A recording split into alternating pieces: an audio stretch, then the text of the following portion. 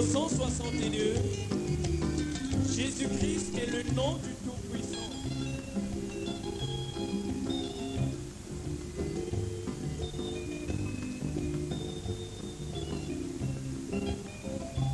Jésus-Christ est le nom du Tout-Puissant.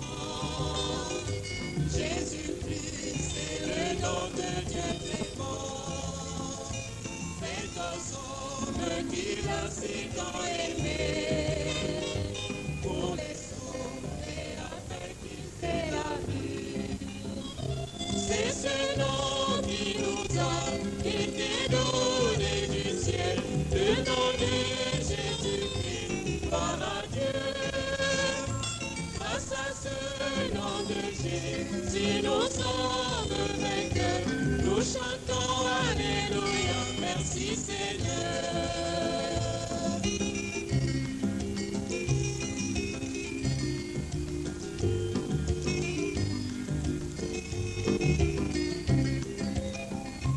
Je ne connaissais pas le nom de Dieu. J'adorais les dieux qui n'ont pas de vie. Maintenant, c'est lui qui nous a créés. Je le connais, il s'appelle Jésus. C'est lui-même qui s'élève, c'est le Fils, la parole. Par lui toutes choses ont été créées. Jésus est rédempteur, Jésus est le sauveur, son amour l'a conduit à Golgotha.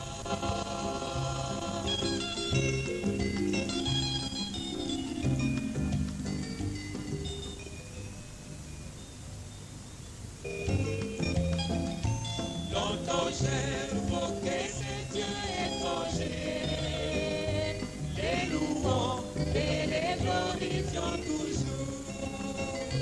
Ainsi contre sa volonté je marchais, mais son amour si puissant m'a délivré.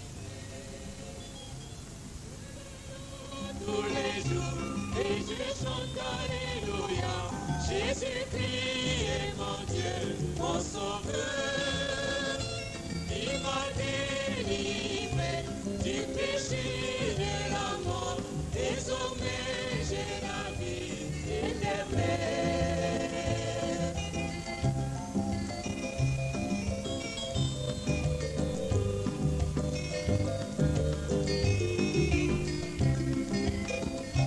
Jésus c'est le temps pour qui est toujours, contre les faits enflammés du malin.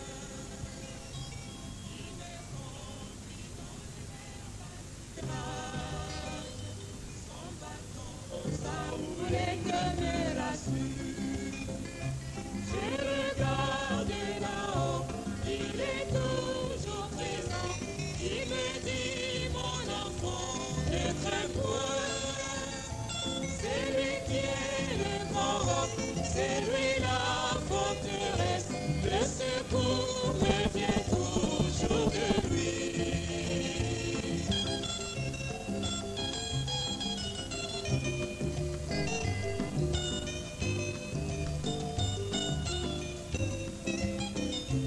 Il me prendra bientôt dans l'enlèvement. Jésus-Christ lui-même l'avait promis. Dans les airs, là je le rencontrerai. Nous irons à la table du festin. Ce sera merveilleux d'être avec Jésus-Christ.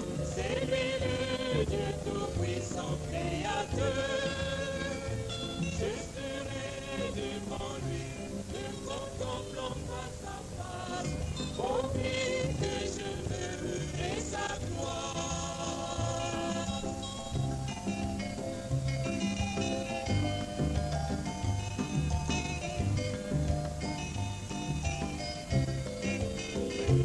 Nous le glorifierons dans l'éternité.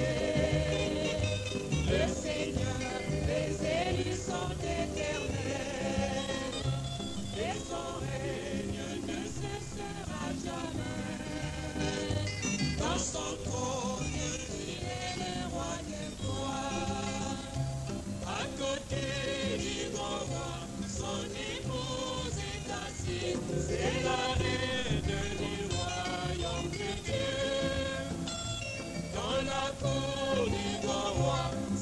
la fête éternelle. Gloire à Dieu, alléluia.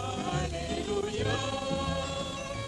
À côté du grand roi, son épouse est assise. C'est l'orée du royaume de Dieu.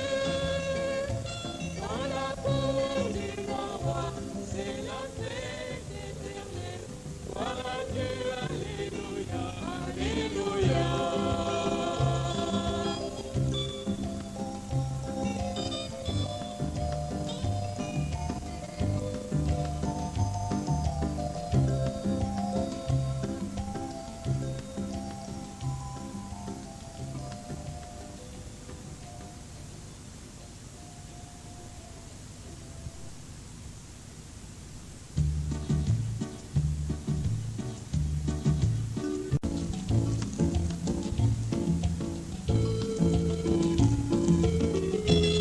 Cantique numéro 155.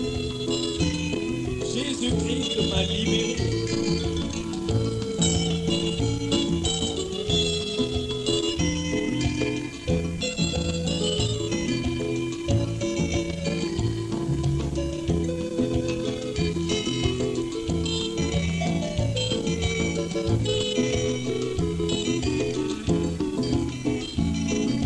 Jésus-Christ m'a libéré, quelle grâce, le Sauveur m'a racheté, quelle grâce, Dieu m'a rendu si heureux, quelle grâce, c'est pourquoi je chante, c'est pourquoi je danse, oh oui, mon cœur est plein de joie, mon âme bénit l'Éternel.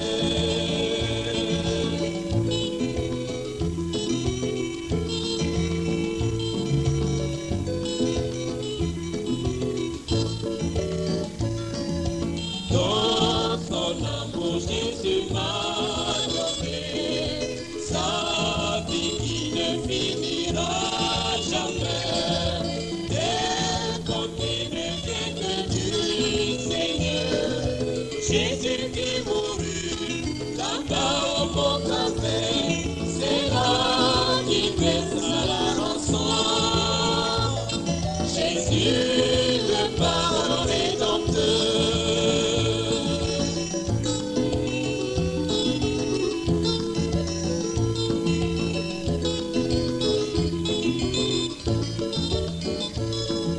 Je bénis mon Dieu et mon Sauveur. Tous les jours je glorifie son nom. Jésus reviendra et me prendra. Il m'amènera dans la cité des saints, la grande ville du grand roi, où règne la vie éternelle.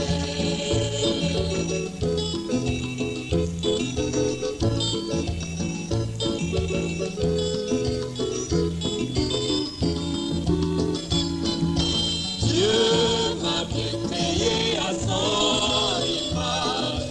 Je porte toute sa ressemblance.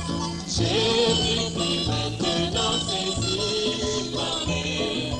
C'est lui qui conduit tout le peuple de Dieu. C'est pourquoi j'aime le Seigneur. J'aime le Seigneur. J'aime le Seigneur. J'aime le louer. J'aime le Seigneur. J'aime le chanter. J'aime le Seigneur. J'aime l'écouter. J'aime le Seigneur. J'aime le servir. J'aime Le Seigneur qui soit glorifié. J'aime le Seigneur. Ah, il m'a tant aimé. Le Seigneur, il m'a tant aimé. Ah, il m'a tant aimé. J'aime le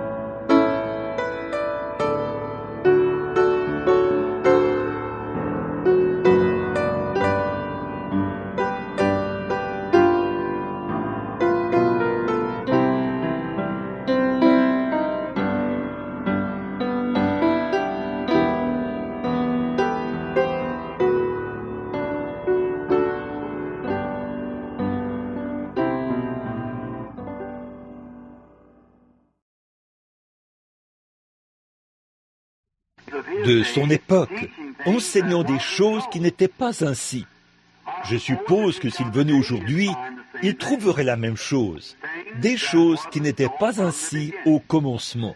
Si vous voulez toujours savoir ce qui est la vérité, retournez au commencement, retournez à la Genèse, et vous pouvez trouver toutes les sectes et toutes les vérités de cette époque. Simplement, les plantes ont toutes commencé dans la Genèse, parce que la Genèse est le chapitre des semences de la Bible. Et si nous voulons savoir ce qui est juste, retournons en arrière, au commencement. C'est exactement ce que j'essayais de dire hier soir. Une fois que Dieu fait une déclaration, il ne peut jamais dévier de cette déclaration. Il doit s'en tenir à cela d'un bout à l'autre. Ce qu'il a dit dans la Genèse, c'est la même chose que dans l'Apocalypse. D'un bout à l'autre, il est Dieu, et c'est tout. Voyez? Et toutes ces paroles sont vraies. Maintenant, nous voyons que quand Jésus est venu, il a trouvé les docteurs qui avaient pris la parole de Dieu et qui l'avaient pervertie pour qu'elle leur convienne. Ils avaient pris les commandements de Dieu et avaient perverti cela pour en faire un credo. Maintenant, souvenez-vous, il n'y a qu'un seul créateur, et tout. Satan n'est pas un créateur. Le péché, qu'est-ce que c'est? Le péché, c'est l'injustice. Et l'injustice, c'est la justice pervertie. Je vais peut-être rendre cela plus clair. Vous êtes une assemblée mixte. Vous écoutez votre médecin, je suis votre frère. Que l'homme vive avec sa femme, c'est juste. Il est marié avec elle. Le même acte avec une autre femme, c'est la mort. L'un apporte la vie, l'autre, c'est la mort. Voyez, l'injustice, c'est la justice pervertie. Un mensonge, qu'est-ce que c'est? C'est la vérité déformée. Donc, c'est ce que Jésus a trouvé. Et c'est là que nous nous retrouverons tous, tant que nous retrancherons quoi que ce soit de la parole de Dieu et y ajouterons quoi que ce soit, car c'est pervertir la parole de Dieu. Alors, quand Jésus est venu, il a vu qu'ils avaient pris la parole de Dieu et qu'ils l'avaient pervertie pour en faire une tradition d'homme. Et il a dit, pourquoi, avec vos trains, changez-vous la parole de Dieu? En prenant leur tradition et en changeant la parole de Dieu, ils lui font dire quelque chose qu'elle n'a pas dit en réalité. Nous constatons qu'il a trouvé ça à son époque, et il le trouverait ici aujourd'hui. Et lui, dans la présence ou dans la personne du Saint-Esprit, le même Dieu qui a toujours existé, qui habite dans son peuple sous la forme du Saint-Esprit. Cela rend témoignage à travers le vrai croyant que l'homme pervertit la parole de Dieu pour qu'elle cadre avec son credo, au lieu de faire cadrer son credo avec la parole de Dieu. Je voudrais que quelqu'un trouve le credo des apôtres dans la Bible. Comme nous le dirions aujourd'hui, je crois à la Sainte Église catholique romaine, à la communion des saints. Tout ce qui est en communion avec les morts, c'est du spiritisme. Il n'y a qu'un seul médiateur entre Dieu et l'homme, Jésus-Christ, homme. C'est tout. Il n'y a pas d'autre médiateur. Donc ils pervertissent les choses. Ils font un credo des apôtres. Si les apôtres avaient un credo, c'était Acte 2:38. C'est ce qu'ils prêchaient sans cesse, et ce qu'ils enfonçaient dans le crâne des gens. Ils doivent se repentir devant Dieu, et ainsi de suite. C'est-à-dire que s'il y avait un quelconque credo dans la Bible, ce serait celui-là que les apôtres auraient utilisé. Donc, toute la ligne de conduite qu'ils recevaient du Saint-Esprit ne déviait en rien de la parole. Et si jamais un homme ou un ange disait quelque chose de contraire à la parole, Galates 1:8 dit qu'il soit anathème. Il faut que ce soit la parole de Dieu. Paul a dit, si un ange du ciel venait vous annoncer un autre évangile que celui que vous avez déjà entendu, qu'il soit anathème. Donc nous croyons que les cieux et la terre passeront, mais que la parole de Dieu ne passera pas, parce que la parole est Dieu. Dieu ne peut pas passer, la création passera, mais Dieu ne peut pas passer. Ce n'est pas un endroit pour plaisanter. La chair n'est pas un endroit pour plaisanter. Je pense que la parole de Dieu devrait être prêchée ici, avec un cœur solennel. Et nous devrions nous en souvenir. Mais je veux juste dire, pour faire ressortir ceci, le vieil homme de couleur, ici, quelque part dans le sud, une fois, il a fait une déclaration. Il a dit qu'il préférerait se tenir sur la parole de Dieu plutôt que de se tenir dans le ciel. Ils lui ont demandé pourquoi. Il a dit, parce que le ciel et la terre passeront, mais la parole de Dieu ne passera pas. C'est vrai, nous devons nous en tenir à la parole. Jésus, quand il est venu, il a dit, c'est à cause de la dureté de votre cœur que Moïse vous a permis de répudier votre femme. Au commencement, il n'en était pas ainsi. Maintenant, nous voyons qu'ils avaient pris les commandements de Dieu et on avait annulé les effets. Quand Jésus est venu, il a trouvé des gens qui se tournaient vers l'Église pour obtenir le salut. Qu'est-ce qu'ils ont obtenu? Des credos. Chaque dénomination fabrique son propre credo. Oui, c'est ce qu'il a trouvé. Des gens qui comptaient sur l'Église pour obtenir le salut. Et ils ont trouvé des credos faits de main d'homme. Et s'ils venaient aujourd'hui en personne et qu'ils nous parlaient, ils trouveraient la même chose. Des hommes qui font cadrer la parole de Dieu avec leur dénomination, donnant des credos aux gens. Et il n'y a pas de salut dans un credo, si ce n'est pas la Bible. Il faut que ce soit la Bible, parce que sa parole est tout ce dont nous avons besoin. C'est de sa parole.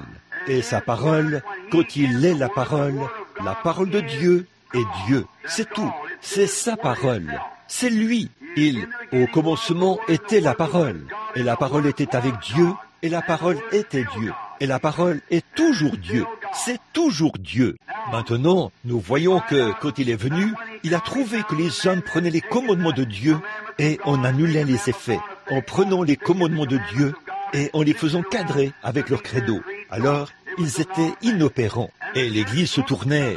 Les gens se tournaient vers l'Église, au lieu de se tourner vers la parole de Dieu. Ainsi donc, il a dit, au commencement, il n'en était pas ainsi. Nous voyons que c'est la même chose aujourd'hui, comme je l'ai déjà cité 2 ou 3 fois ce matin. Et je surveille l'horloge, là. Ça me rend nerveux. Mais je veux quand même dire ceci, que ceci est la vérité. Alors, à cette époque-là, tout comme aujourd'hui, et aujourd'hui, tout comme à cette époque-là, ils crient « Où est Dieu ?» Eh bien, ce qu'il en est, c'est qu'ils ont abandonné Dieu quand ils ont abandonné sa parole. C'est pour ça que nous avons des choses comme celles que nous avons aujourd'hui. C'est parce que les gens ont abandonné la parole de Dieu. Si un médecin rédigeait une formule, une ordonnance, et que vous y ajoutiez quelque chose, ou que vous en retiriez quelque chose, vous tueriez votre patient. C'est vrai. Vous devez garder cela exactement tel que c'est écrit. Il y a là assez d'antidotes pour neutraliser le poison, assez de poison pour tuer le microbe. Et trop de poison là-dedans, sans l'antidote, ça tuerait le patient. Et trop d'antidote sans le poison, qu'est-ce que ça ferait? Ça n'aiderait pas votre patient. Donc, vous devez faire en sorte que ce soit correct. Et c'est pareil pour la parole de Dieu. C'est l'ordonnance de Dieu. Oui, frère, c'est l'ordonnance de Dieu pour son peuple, pour guérir toute maladie, toute infirmité, le péché et les choses physiques, quoi que ce soit. La parole de Dieu a la réponse pour tout cela. Amen. C'est la parole de Dieu. Elle était ainsi au commencement. Elle était ainsi au Moyen-Âge. Elle est ainsi dans chaque âge. Et elle est ainsi ce matin, exactement comme elle était quand il l'a prononcée. Parce qu'elle ne peut pas dévier d'un seul iota. Parce que c'est la parole de Dieu. Alors les gens aujourd'hui, ce n'est pas étonnant qu'ils s'écrient. Les jours des miracles sont passés. La guérison divine, ça n'existe pas. Pourquoi le font-ils? Parce qu'ils ont pris la parole de Dieu et y ont entremêlé leur credo. Et ils ont mal mélangé les choses. Ils n'ont aucune puissance là-dedans. Si un ange, un évêque, un archevêque ou quoi encore venait changer une seule parole, ça changera toute l'ordonnance. Tenons-nous-en strictement à ce qu'elle a dit. Ce que Dieu a dit, laissons cela exactement tel quel. Les églises sont fichues aujourd'hui. Elles sont parties dans leur élan quelque part. Elles forment des organisations, elles forment des dénominations, amenant les gens à suivre des credos plutôt que Christ. Je ne veux aucun autre credo que Christ, aucune autre loi que l'amour, aucun autre livre que la Bible. C'est exactement ce que nous avons. C'est le credo de Dieu. C'est l'ordonnance de Dieu. C'est l'antidote de Dieu contre le péché. C'est l'antidote de Dieu pour notre guérison. Et c'est la puissance de Dieu manifestée devant nous alors que nous acceptons la parole dans notre vie. Eh bien, nous voyons qu'ils répondent, qu'ils crient « Où est le Dieu de Moïse ?» La raison pour laquelle Moïse s'en est tenu à Dieu et les choses, c'est que Dieu suivait l'ordonnance de Moïse. Moïse suivait la parole de Dieu. C'est comme ça que Pierre, Jacques et Jean ont chaque fois atteint la cible en plein dans le mille, parce qu'ils suivaient la parole. Ici, il y a quelque temps, Tout le monde sait que j'aime le tir à la cible, tirer, et ainsi de suite. Et j'avais une petite Winchester modèle 70. Je me suis tenu là, à 50 mètres de la cible, sur un champ de tir. J'ai fait passer 8 balles dans le même trou, à 50 mètres. Et le prochain tir était un peu à côté. On doit donc essayer de la manipuler et de l'ajuster un peu. Et j'aime faire ça. Ça me calme les nerfs, en quelque sorte. Donc, cette balle n'est pas passée dans le trou. Je n'arrivais pas à la faire entrer là. Je pensais qu'il fallait refaire l'encastrement. Je l'ai renvoyé à la compagnie Winchester. Ils l'ont retourné et ils ont dit « Oh, frère Branham » ou « Monsieur Branham » ont-ils dit. Si, cette Winchester est l'une des meilleures. Ils ont dit « Elle touchera la cible à environ 2 cm près à 50 mètres. À 25 mètres, je veux dire, à environ 2 cm près à 25 mètres. » Ils ont dit « C'est le meilleur résultat que vous pourrez obtenir. » Je savais que ce n'était pas vrai. Je savais qu'à 50 mètres, j'avais enfoncé 8 punaises en plein centre avec ce fusil. Donc, je savais que c'était faux. Maintenant, c'est comme ça. Et je n'ai pas eu de repos tant qu'elle n'a pas été réajustée. Maintenant, elle fera la même chose. Maintenant, je ne suis pas de ceux qui aiment frapper n'importe comment. L'Église dit que c'est ainsi. Alors, tenons-nous-en à cela. Si les apôtres, par la parole de Dieu, par les commandements de Dieu, par le même Saint-Esprit que nous avons, ont enfoncé des punaises quant à la guérison divine, ô puissant de Dieu, si nous nous en tenons à cela, nous savons que c'est vraiment là. Alors, nous nous en tiendrons à cela jusqu'à ce que nous atteignions la cible en plein centre. C'est tout. Car nous savons que c'est déjà arrivé une fois. Comment est-ce possible que les jours des miracles soient passés? Et Jésus-Christ est le même hier, aujourd'hui et éternellement. Comment ce Dieu peut-il être mort? Celui qui est ressuscité et qui vit au siècle des siècles. Comment pouvons-nous en faire un credo alors que Dieu n'a pas de credo? Dieu est une personne. Dieu habite dans son Église et vous êtes son Église. Si vous êtes né de nouveau et rempli du Saint-Esprit, vous êtes l'Église de Dieu. Dieu habite dans votre. Il fait sa demeure avec vous. Quand Dieu est descendu, qu'il a été fait chair et qu'il a habité parmi nous, qu'est-ce qu'il a fait? Il a dressé sa tente parmi les êtres humains. Il a changé de rôle, de Dieu à l'homme, pour devenir, afin que l'homme puisse devenir comme lui. Oh, il est devenu moi, afin que, par sa grâce, je puisse devenir lui. Oh, comme c'est glorieux! Nous ne comprendrons jamais ce que c'était. Ce n'est pas étonnant que les gens disent aujourd'hui, où est Dieu? Retournez à la parole. Retournez au commencement. Au commencement, il a dit à ses disciples, allez par tout le monde et prêchez l'évangile. Voici les signes qui accompagneront ceux qui auront cru. C'est tout. Retournez à cette même parole. Elle produira la même chose. Ils ont suivi cette parole et elle a atteint la cible en plein centre et a enfoncé les punaises. Chaque punaise, chaque promesse que Dieu a faite a été manifestée. Si nous retournons à cette même parole, elle enfoncera les mêmes punaises, fera les mêmes miracles, accomplira les mêmes choses, fera la même vie, fera la même créature, ressuscitera les morts, guérira les malades, chassera les démons, produira des visions, des prophéties. C'est le même évangile qui a enfoncé la punaise à l'époque. Si nous retournons à la même chose, comme remettre le fusil dans le même état qu'il était au départ, que là, il n'y a plus de vibration. Il va tirer cette balle tout droit vers la cible. Et si nous éliminons de nous toutes les vibrations de l'incrédulité, la parole de Dieu se dirigera droit vers le but, exactement comme au commencement. C'est tout à fait vrai. Elle se dirigera droit vers le but chaque fois. Elle l'a fait une fois, elle le fera de nouveau. Ne vous contentez pas d'un credo ou de quelque chose. Restez là jusqu'à ce que la parole atteigne le but en plein centre. Ça me rappelle l'époque où la mère et le père, où le père nourricier de notre Seigneur Jésus l'avait emmené à la fête de la Pentecôte. Elles ont fait 3 jours de route et elles ont finalement constaté son absence. Ils ne pouvaient pas le trouver. C'est ainsi que l'Église est maintenant. Elle a fait plus. Elle a fait environ 2000 ans de route et elle a constaté son absence. Voilà, c'est ça. Il y a des signes de sa venue qui apparaissent partout. Elles disent, où est Dieu? Où est Dieu? Qu'est-il devenu? Avez-vous remarqué? Marie et Joseph l'ont cherché parmi leurs proches, mais ils ne l'ont pas trouvé. Aujourd'hui, nous allons voir s'il est parmi les méthodistes, s'il est parmi les baptistes, les presbytériens ou les luthériens. Non, monsieur, ils ne l'ont pas trouvé. Nous ne le trouverons pas non plus aujourd'hui. Peu importe combien nous essayons de retourner en arrière, et de revoir une de ces vieilles dénominations mortes. Nous n'y arriverons jamais. Où l'ont-ils trouvé? Là où ils l'avaient laissé. Alléluia! Vous pensez que je suis un exalté. Je suppose que je le suis. Vous le trouverez exactement comme l'ont fait. Là où ils l'avaient laissé. Là où ils l'avaient laissé, c'est là qu'ils l'ont trouvé. C'est là que l'Église le trouvera. Où l'avait-il laissé? À la fête de la Pentecôte. Où l'Église le trouvera-t-elle? À la fête de la Pentecôte. Là où ils l'ont laissé, quand ils se sont éloignés de la doctrine des apôtres, et ainsi de suite.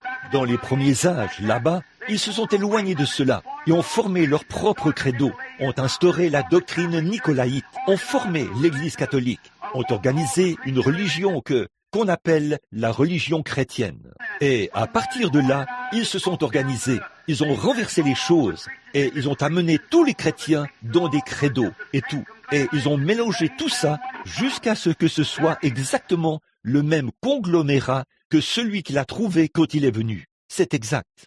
Retournons au commencement, là où nous l'avons laissé, quand il était puissant, quand il ressuscitait les morts, guérissait les malades et chassait les démons. Ça, c'est retourner exactement au commencement, où nous l'avons laissé. Ils disent, où est-il? Est-il avec les méthodistes? Est-il avec les baptistes? Ou même, est-il avec les pentecôtistes? Non, monsieur. Retournez à pas l'organisation pentecôtiste. La dénomination pentecôtiste, ça, c'est un nom. Qui peut organiser la Pentecôte? Dites-le-moi. La Pentecôte n'est pas une organisation. La Pentecôte est une expérience pour tout croyant qui veut la recevoir. Retournez à l'expérience. Non pas retourner à une organisation, mais retourner à une expérience. La Pentecôte est une expérience. Je vais vous dire quelque chose. Regardez le fruit que les églises pentecôtistes portent aujourd'hui. Vous verrez qu'elles n'ont pas commencé au commencement. Ils se disputent, se chamaillent, s'énervent, sont dans tous leurs états. Ils font pression pour avoir ceci et ils font pression pour avoir cela. Jésus a dit dans Jean 14 ou Jean 15, « Je suis le cep, vous êtes les sarments. » Pas vrai? Maintenant, vous les fermiers, vous les Texans, les Louisianais et quoi encore? Quiconque a du bon sens, qui a déjà vu pousser un cep, sait que le cep ne porte pas de fruits. Ce sont les sarments du cep qui portent du fruit, mais ils tirent leur vie du cep. Jésus est notre source de vie. Oui, monsieur. Alors nous remarquerons là que si Jésus est la source de notre vie, alors il est le vrai cep. La vie même qui est dans le cep est dans le sarment. Et si ce cep produit un premier sarment, et que ce sarment produit une grappe de raisin, si jamais il produit un autre sarment, il y aura une grappe de raisin. Il produira un autre sarment, ce sera une grappe de raisin. Et ce sera la même espèce de sarment jusqu'à la fin du cep. Oh Dieu, maintenant j'ai besoin de ma demi-heure. Je suis sur le point de toucher au but. Amen. Chaque fois que ce cep produira un sarment, il sera comme le premier sarment. Pourquoi? Parce que la vie qui est dans le cep produira le même type de sarment. Si le premier cep a produit des raisins, le suivant ne produira pas des citrouilles. Le suivant ne produira pas des agrumes. Et puis, au bout d'un moment, en continuant comme ça, il ne produira pas ça. Si le vrai cep produit un sarment, et si Jésus est le sarment dans le premier, ou le cep est le premier sarment qui a été produit, ils ont écrit un livre des actes à sa suite. Pas vrai? L'église pentecôtiste, la vraie église pentecôtiste, on a écrit un livre des actes, avec des signes et des prodiges qui accompagnaient le croyant. Si ce vrai et véritable cep produit un autre vrai sarment, ils écriront un livre des actes à sa suite. Oui, monsieur. Ici, en Arizona, il n'y a pas longtemps, je regardais un arbre dans la cour d'un homme, un arbre qui porte des agrumes. Il y avait 9 différentes sortes de fruits sur un même arbre. C'était bien le cas. Chacun d'eux était un fruit différent. C'était un oranger au départ, mais il portait des grenades. Il y avait des citrons, il y avait des pamplemousses, toutes sortes d'agrumes. Pourquoi? Ils y avaient été greffés. Ils vivaient de la vie de cet arbre, mais ils ne pouvaient rien produire d'autre que ce qu'ils étaient. Ils ne pouvaient pas produire d'oranges, parce qu'ils étaient un cep greffé. Mais chaque fois que cet arbre produisait de lui-même une vraie branche, c'était un oranger et il portait des oranges. C'est pareil aujourd'hui. Nous avons greffé des cèpes méthodistes, baptistes, presbytériens sur le vrai cep et ils vivent de sa force. Mais ils ne peuvent produire rien d'autre que des credos et des dénominations.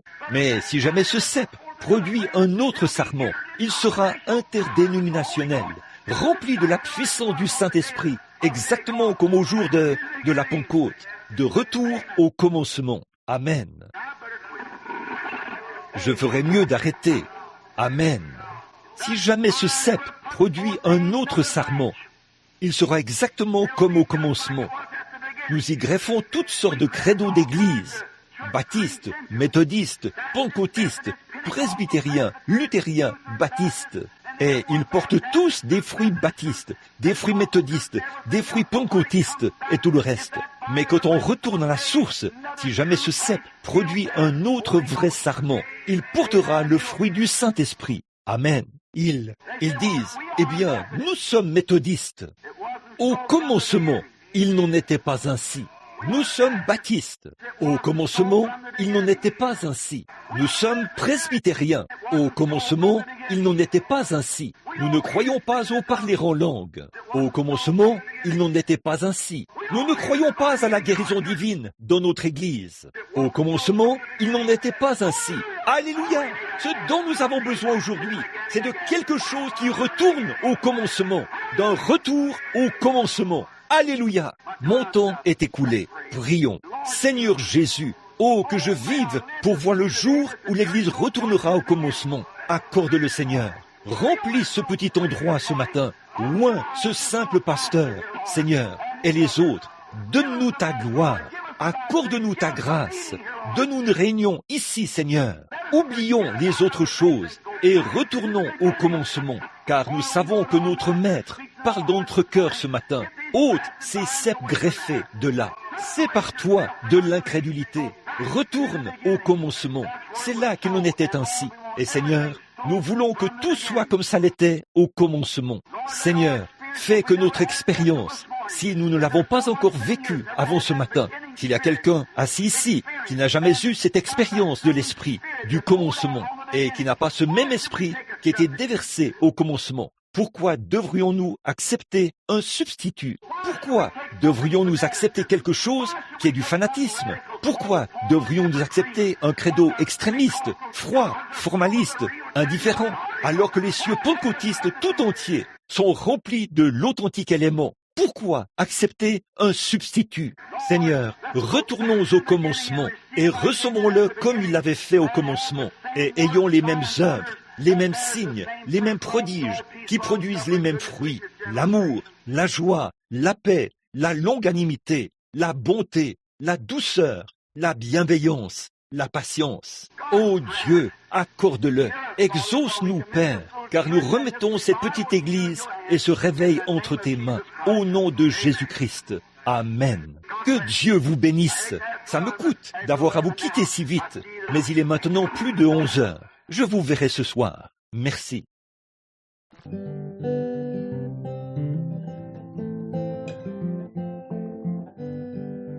Oh mon frère, nous ne sommes que des pèlerins ici-bas. Nous ne sommes que des pèlerins ici-bas.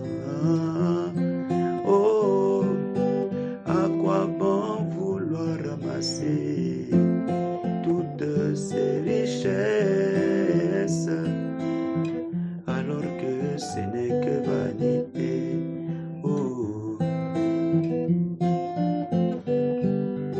Oh mon frère, nous ne sommes que des pèlerins ici-bas. Nous ne sommes que des pèlerins ici-bas. Oh, à quoi bon vouloir ramasser toutes ces richesses alors que ce n'est que vanité.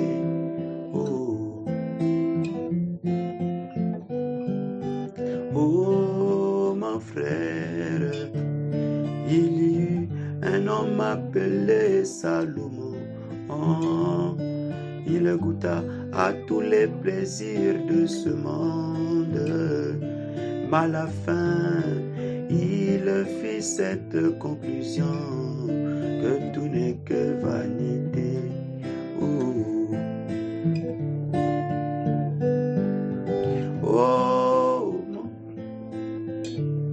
Il y eut un homme appelé Salomon. Il goûta à tous les plaisirs de ce monde. Mais à la fin, il fit cette conclusion que tout n'est que vanité.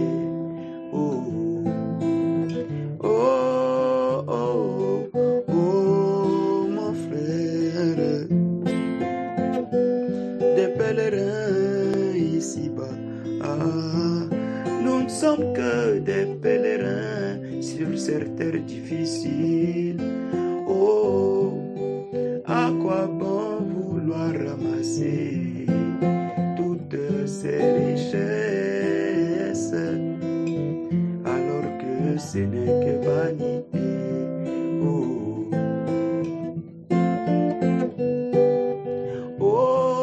Mon frère, nous ne sommes que des pèlerins ici-bas. Nous ne sommes que des pèlerins sur cette terre difficile. À quoi bon vouloir ramasser toutes ces richesses alors que ce n'est que vanité?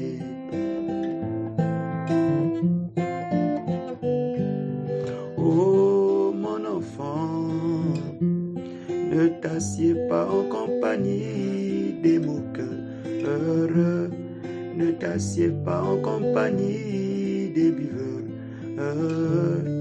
mais médite nuit et jour ma parole, celle qui te donne la vie.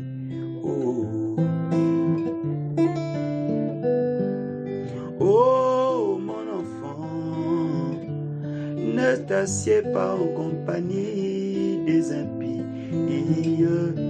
ne t'assieds pas en compagnie des pécheurs, mais médite nuit et jour ma parole, celle qui te donne la vie.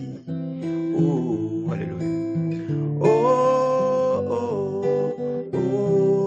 Mon frère, nous ne sommes que des pèlerins ici-bas.